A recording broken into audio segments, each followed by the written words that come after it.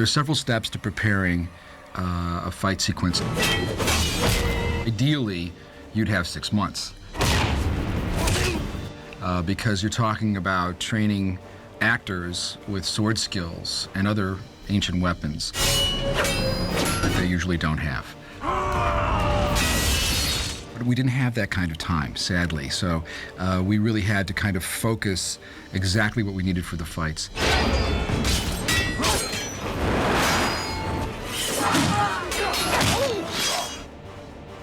First of all, every fight tells a story. I try to know as a director what I'm going for theatrically, within the storyline, within the characterizations. I need to know the subtext of the fight so I can communicate it to the actors, and it's going to make a difference in how we stage the fight. I also need to know the action hooks. You know, what's going to make this fight special? What's the climax of the fight going to be? Now we got to drive you that way with it. Then where's the sweep kick? Right here. Right More there, shapes bang. go that way, right? All right, good. Then I'm left with this arena for this whole snake thing. So the second kick's gonna back you off even farther. We're gonna fence over the cobras. So first of all, it's concept. Then we go into general training for sword skills, but then we go into very specific training of moves for the concepts of those scenes, and then very specific honing of that fight to work with the character's strengths and extra training to get those things we don't have.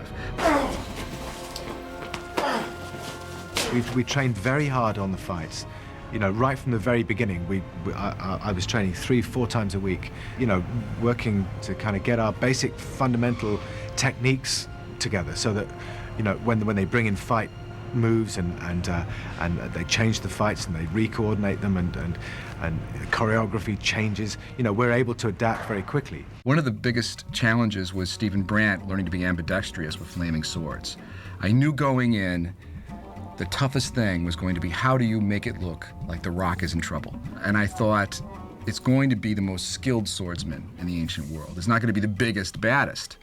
And it's going to be a climactic sword fight that has different stages and different challenges that would put, believably, The Rock in jeopardy. So Stephen Brandt had to use flaming swords with both hands and do several sequences where they really were on fire and threatening. If you look at that sequence, there's a point right where The Rock is at the top of the stairs, and Memnon strikes him with the double swords, full fire for real. And it's a slow motion shot, so you can really see it for a moment there. And it's the first big puff of fire that is sent at The Rock. It was actually more than we thought, and cooked him. He cooked his eyebrows. Each one of those strikes were really thrilling. That was a live show. That was a damn good live show, which movie filming usually is not.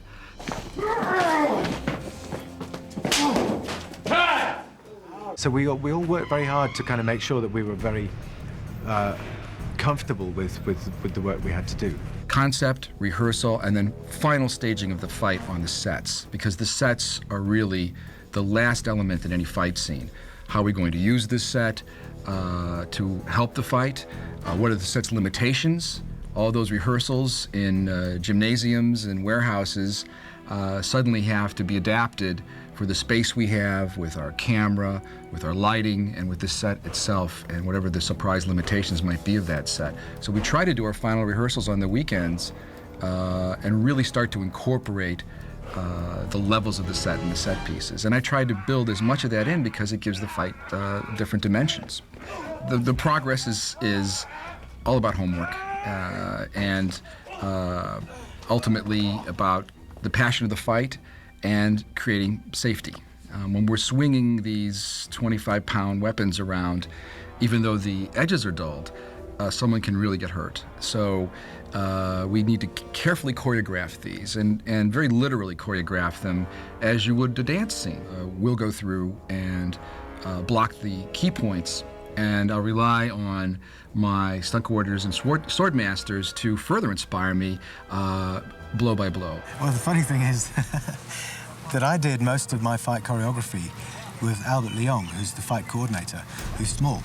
And it wasn't until the first day of the shooting that I actually crossed swords with The Rock, which was kind of weird because I'd got used to hitting somebody who's 5'7", and all of a sudden I'm looking up at this guy who's 6'3", and And it was quite a strange thing.